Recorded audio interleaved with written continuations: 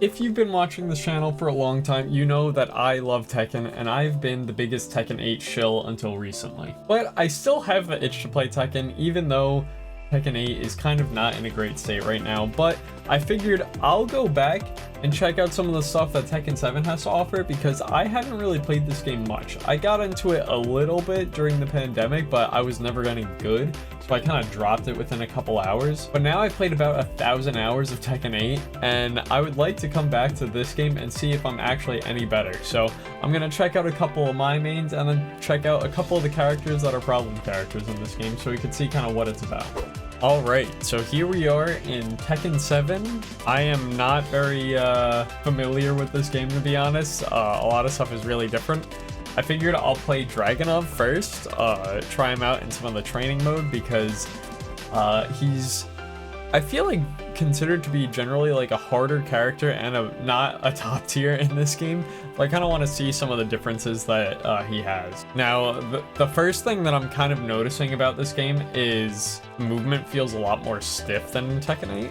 I guess that because they had the sidestep patch and stuff in Tekken 8, and you kind of don't need to Korean backdash. I like vaguely know how to. Oh, let's see. It's okay. My Korean backdash isn't too bad. I am on a hitbox though, so if you want to discredit me, go ahead. And then the other thing that's tough in this game is doing wall running moves in people's face. So for reference, Drag's wall running 2 is this move, but let's see if I could do it. Okay, there's one in his face. Nope. Okay. So you kind of have to do like a... For example, if you don't know, wall running 2 is triple forward and then 2, so 1, 2, 3, 2. But in this game, you can't run in people's face, like you just dash. So you kind of have to like trick the game. So I've been told by other people it's like 1, 2, 3.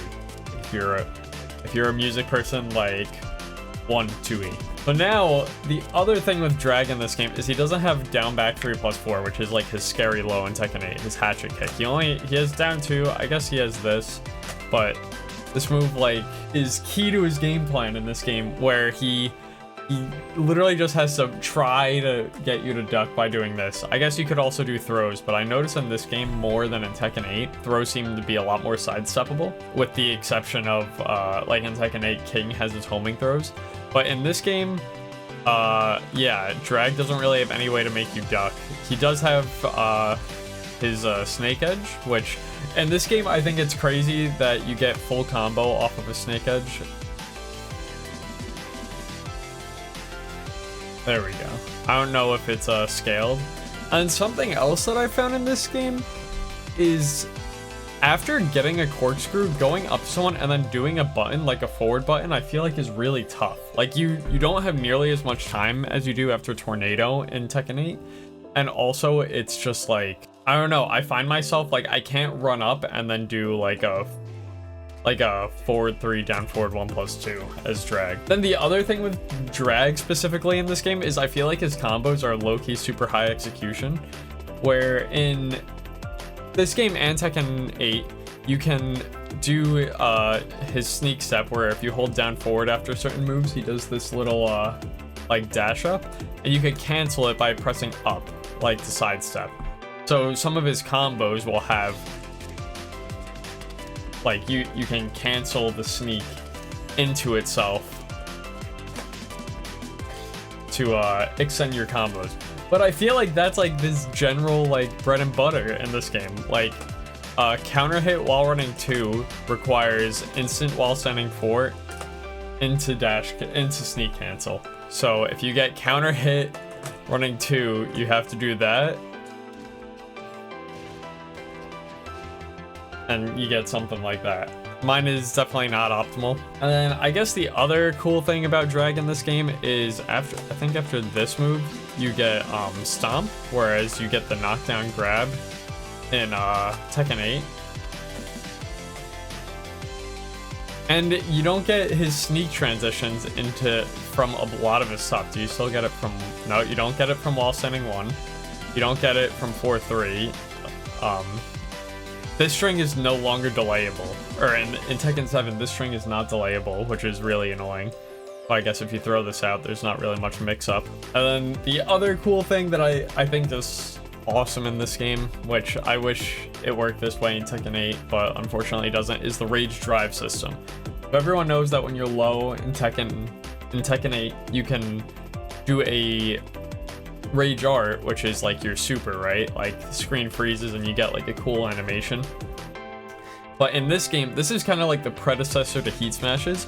You can do, it's usually like a core move on your character, and you do it with like a slightly different input and it gives you a different thing. So like for drag, it's his wall running 2. So if you do, of course now I can't do it. If you do wall running 2, usually it gives like knockdown. But if you do wall running 1+2 when he's in a rage, he turns blue and you get a full combo on normal hit. It doesn't have to be counter hit. Or you can use it in combos to get like a floor spike. So you get, yeah, a ton of damage, and that's super cool. All right, now I guess Armor King has kind of become one of my main characters in Tekken 8. I really like playing him since he came out, but I messed around with Armor King in this game a little bit, and honestly, he doesn't seem like he's that different. He does have some weird things like this move, which in this game is sidestep 2-1, is usually his up forward 2-1 in Tekken 8. So he's got pretty much the same stuff. He still has his wave dash that he has in Tekken 8. I'm pretty sure Armor King has always had a wave dash. Unfortunately, Tekken 7 is my first Tekken, so I'm not sure about. He still has dark upper. He still has this. I don't think this leads to, no, it doesn't. What about on counter hit?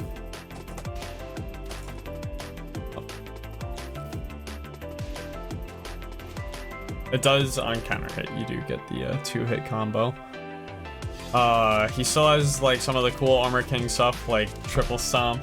He doesn't have stomp jump in this game. Shining Wizard still, like the classic Armor King stuff. But his combos, I feel like, are kind of cool in this game, because in Tekken 8 he has this new string which is forward, it's forward 3-2, and then he can do wave dash out of it. But in this game he doesn't have it, so his combos, a lot of people's combos in this game are just like a lot similar. So you could do like a, and that was still 68 damage, like that was a lot. Definitely not optimized. I'm pretty sure you could still do, this works like in the open, so 63, less damage. But he has some cool stuff like that. He doesn't have a BJ stance in this game, unfortunately. But, so like usually, and in Tekken 7, out of Wave Dash, he has Wave Dash 1+2, which is the Bad Breath. But in this game, it's his Rage Drive, so he only gets it, and if you do this, you get one throw for free. Unbreakable. He still has a lot of the counter hit buttons that I really like, so he has sidestep 4. But yeah, now let's check out some crazy characters in this game. Okay, so for people who are unfamiliar, this is Craig Marduk. You've probably seen people making videos on why you probably don't want this guy in Tekken 8. I think he's really goofy, but he's also one of the most toxic people. If you don't know why, he has down forward 1, which is like one of the craziest like whiff punishers. It's like a generic down forward 2, but like you see the range on this thing, like how far I can be for this to connect. Like he has down back 2, which is a pretty much homing -8 counter hit launcher, which is diabolical. His normal 1+2 throw is a launching throw, which is cool. What else does he have? And then the most toxic thing that this character has is the tackle. And the tackle, he goes into stance by pressing 3+4, and you can press 1+2. This thing is like homing, pretty much, like even from like this far.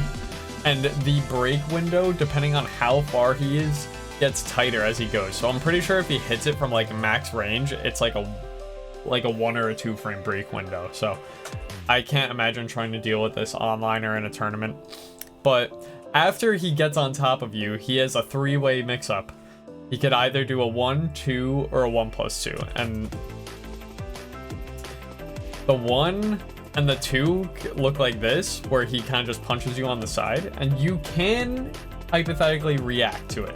But and then his 1+2 is an overhead. So he hits you with both, and it's techable. But yeah, the tackle is toxic, pretty much homing. And then the last other part that he has that's really toxic is after knockdown, I think it's this throw. He can throw you again. And he can throw you again. Like, and there's a clip where Nee is playing against the John, and he just does this shit like 5 times in a row. He just keeps throwing them. So like, this character is definitely one of the characters of all time. Now to some of the more unconventional Tekken characters. And by unconventional, I mean 2D, because obviously Tekken is a 3D fighting game where there is an aerial movement aside from a select few characters in Tekken 8, such as Alyssa.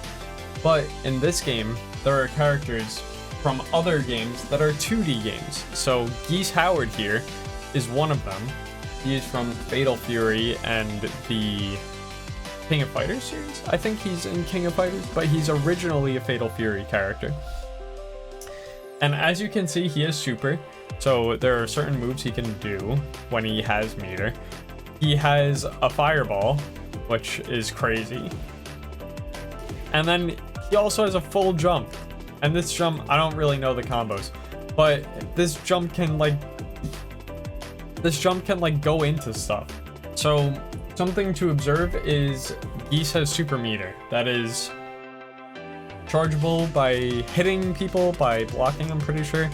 I'm not gonna act like I know how to do Geese combo, so I just looked up a video, so let's build some meter.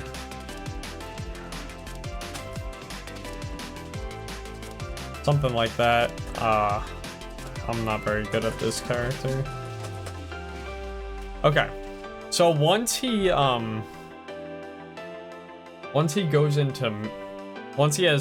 meter, he can press these buttons, and now he gets empowered specials and stuff, which is crazy that someone I mean, I guess we have installs in Tekken 8, but in this having like meter that you build, I think is diabolical, especially for the some of the damage that this character can output. He has one of the craziest wall combos in the game. Yeah, and then also, like I said before, he can jump in a game that doesn't have anti-airs. So, and he has a DP in a game that doesn't have reversals. Speaking of DP and reversals, we have Akuma. And Akuma, once again, is another 2D. And Akuma, once again, is another 2D character. This is Street Fighter 4 Akuma, I'm pretty sure. And look at how high his jump is. He has a Tatsu, like he does in Street Fighter. He can do it in the air. I don't actually know how good that is. He has a DP. He has his like charge fireball from Street Fighter.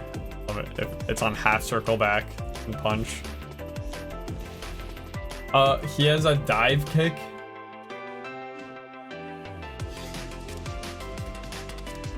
Like if you know Street Fighter, he has Demon Flip, which goes into an overhead, a dive kick,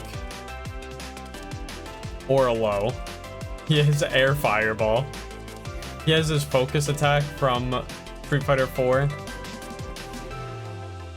And this shit is like a regular, like a fucking launcher. I don't actually know his combos.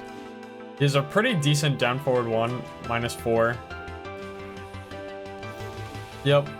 He can spend 2 of his EX meter for fireball. He's got his Raging Demon Rage art. I don't know. What doesn't this character have? And I'm not good at him, so I'm not gonna act like I know how to do it. But yeah, this move, if you have meter, is a launching low because you can like dash cancel out of it. People like to look at Tekken 7 like it was the peak of Tekken, and I mean, I really like this game. But this game has nonsense in it. A lot more nonsense than people would maybe like to point out. Now, the last character that I want to look at is Heihachi. I've actually played a decent amount of Heihachi in Tekken 8, in Season 2 and Season 3. And I think it's crazy how some things are super similar and some things are just not the same at all. So, like, he doesn't have his, like, stances. Like, usually in Tekken 8, you press forward 3 and then you hold down and he goes into stance and he has the launching mid or the high string stuff. He doesn't have that in this game. Instead, forward 3 is just a launcher. So without his stances, his combo routes look very different. Without the stances, his combo routes look very different. Excuse me if I'm not good. I haven't practiced this, but I think you could hell sweep there or something. So his combos are really different. He has this hit confirmable G clef, I'm pretty sure. Yeah, so if this one, it doesn't even have, or I think it does have to be on counter hit. But he has this rage drive that is a diabolical launcher at 10 frames. And unlike a G clef, this doesn't have to wall splat for it to work. Like, this is just in the open. You could just throw this thing out. If I could key charge, yeah.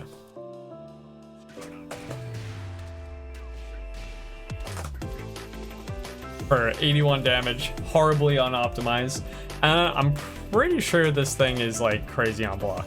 I know if you've seen the discourse between Joka and Main Man, because Joka thinks that Heihachi's Heat Smash is better. I think it probably is, but I think it's very interesting.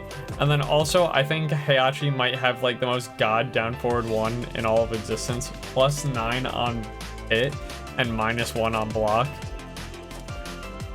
And it does go to mix up too. Or not mix up, but yeah, mid-high. But I guess in this game, he doesn't really have lows. Like, he has Hell Sweep and he has down back 2, but you wouldn't really use down back 2 in a high level play. So definitely an interesting thing to give him. He just has like all the god mids.